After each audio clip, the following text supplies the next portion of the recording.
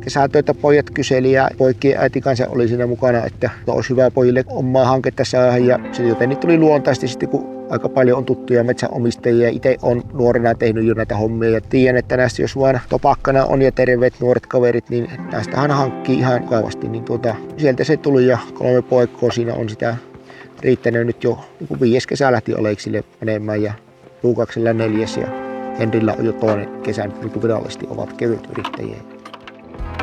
Mehän ollaan semmoisessa hienossa paikassa kuin Varpasmaa Maaningalla, Kuopion kaupunkia nykyään, ja täällä on tämmöinen Saarisen tila, mikä on minun äitin ollut aikanaan ja on joku vuosi sitten siirretty nyt minulle. Ja yhdessä tuumin tätä opetellaan nyt, miten minun pitäisi ruveta näitä mettiä hoitamaan niin oikeaoppisesti. No niin, nyt viimeiset pussit tälle kuviolle, niin ei muuta kuin laitetta vakkaan ja mua on tosi hyvä, helppo istuttaa, ei mä varmaan kauan kun suohan tämä loppumaan. Niin minä kiertelen, katon tuossa runkolukuja ja että ne on kohilla ja pistäkää vaan pussit vakkaan ja lähdetään kävelemään tuonne. No meillähän oli tuo päätehakkuu tuossa tien varressa ja istutusta kun on paljon ja pitäisi aika tiuhaan tahtiin saada sitä tehtyä, ettei veny liian pitkäksi. Tuossa joku vuosi sitten tehtiin 2 isot alat, niin siinä vaan menee viikosta toiseen. Äiti oli sanonut vihiä tämmöisestä mahdollisesta, että saa 3 pojan tehot käyttöön ja siinähän ei kauasti mennytkään.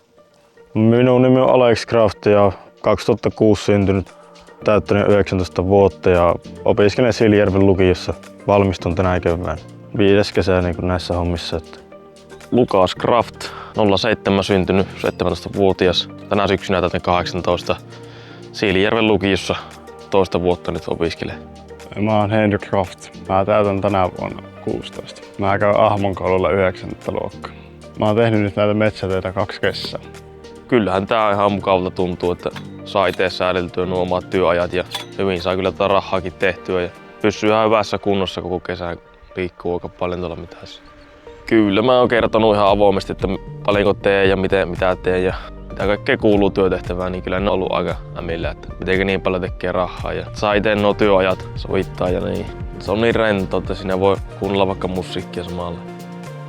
Ensimmäisen kerran kun Heikistä puhuttiin ja hänen pojista, niin oli, että vau, että olisipa kivaa tavata ja nähdä se työnjälki, että hyvää jälkeä tehty muuallakin, niin miksi ei. Että hienompi vaan, koska itselle on tuo työmoraali aika tärkeä, että se on niin kuin kohilla. Jälki näytti hyvältä. Minä tuossa mittelin vähän näitä koealoja. 1800 sattua näytti ja helppohan tämä on ollut tehdä, kun on hyvää maa ja mättää tässä sopivasti se 1800, niin eihän tässä ole mitään kuin seuraavalle kuviolle. Aika nappihan tuomaan tässä tuo taimi riittävyys, iso kuvio 4 hehtaaria. Niin harvoin se ihan männö justi. No kyllähän mulla semmoinen tietyllä tavalla semmoinen vastuu näistä hommista on, vaikka pojat jo osaa aika sanotaan, että tosi hyvin niin itsenäisesti tehdä töitä. Mutta kuitenkin sillä tavalla on tärkeä ammattimoraali itselle, että kun tietää, että omat pojat kun tekee jotta työtä metsissä, niin sitten sen kestää tarkasteluun maanomistajat ja toimijat, ketkä pojille niitä töitä tuottaa. No asennehan se ratkaisee tekemisessä kuin tekemisessä, että se on vaan jotenkin, mistä se sitten tulee se asenne. Onko se perheen sisältä vai niin kuin nähnyt esimerkin kautta, mutta monenlaista on tullut tavattua ja heillä se on kyllä kohilla. Ja nuorissa on paljon potentiaalia kyllä tämmöiseen hommaan.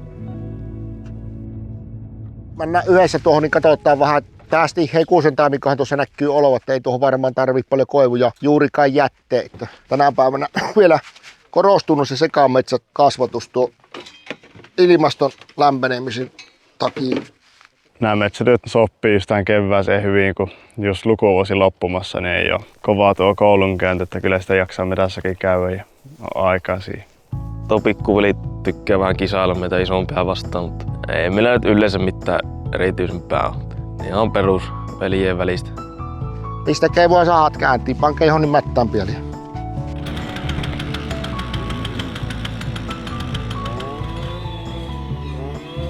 Isä on ollut kannustava ja opastaa meitä parhaimmansa mukaan. Me kuunnellaan välillä ja sitten katsotaan sitä mallia, niin kyllä sitten oppii sitä kautta myös tekemään ja haluaa olla parempi. kun isä siinä kahtoo vieressä. Tietysti kyllähän se vaatii sitten jonkun siinä taustalla, joka tietää mitä pitää tehdä. Että ihan pystymetästä, jos tänne lähtee kaveri vanhempi kanssa, jolla ei ole niin tietämistä ja kokemusta, niin kyllähän se on vähän riskaa peliä. Työohjeissa pystyy niin neuvomaan siinä samalla, pääsee alkuun. Ja kyllähän tähän niin äkkiä perehtyy näihin hommiin. No Heikkihän on ala-ammattilainen ja on pystynyt pojat opettamaan sen mukaan, niin ja valvonta pelaa. Ei ole kyllä mitään moitetta ollut itsellä. No kyllähän ne on pikkuhiljaa kehittynyt ja tietysti onhan nämä niin vaihtelevaa kohtelemista Mikon hoidossa aina joutuu antamaan.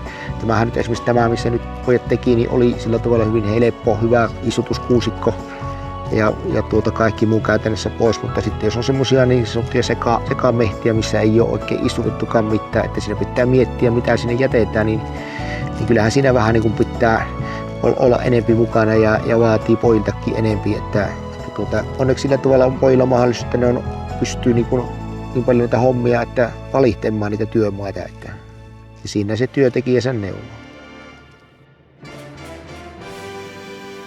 Kyllähän se olisi tosi hyvä, kun itse niin kun alalla olleena jo pitkään, niin tiedän, että näitä hommiahan on. Ja tässä vaan niin jollain tavalla markkinoja. En tiedä, tässä nyt pojilla oli tuuri, että kun iskä sattui olemaan alalla, niin kyllä on poikikaverillekin tänään niin Lukaksen keskimmäiselle pojalle sanoin, että ensi keväänä kun hän kirjoittaa, niin hänellä on sitten niitä kavereita, joilla on taas toukokuun vapaata niin kuin Aleksilla nyt. Että ei muuta kuin remmiin mukaan ja opetetaan tänne istutukseen.